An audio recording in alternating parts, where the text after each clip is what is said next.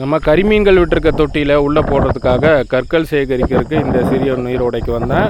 அப்படியே காணொலியும் பதிவு பண்ணினேன்.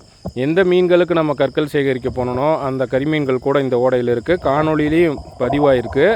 அது போக அதிகமாக வரதுன்னா அந்த கராமுல்யான்னு அழைக்கப்படுற கல்லுட்டி மீன்கள் தான். ஏன்னா இயற்கை பாசிகள் நிறைய இருக்குது இந்த இடத்துல. கூட்டமாக மீன்கள் இந்த இடத்துல இருக்கும். அது போக ஆரஞ்சு குளமைட்ஸ் மீன்கள், ஃபிலமன் பாஸ் மீன்கள், ஜிலேபி மீன்கள் கூட இதில் வரும். அதாவது பவானி ஆற்றில் இருக்க பெரும்பாலுமான சிற்றின மீன்கள் இந்த சிறிய ஓடையில் இருக்கும். முழு காணொலியும் பாருங்கள். நான் பதிவு பண்ண காணொலியாக அப்படியே எந்த ஒரு மாற்றமும் இல்லாமல் கிட்டத்தட்ட 3 நிமிடத்துக்கு வர மாதிரி பதிவேற்றம் பண்ணியிருக்கேன். கண்டிப்பாக நண்பர்களுக்கும் பகிர்ந்துக்குங்க.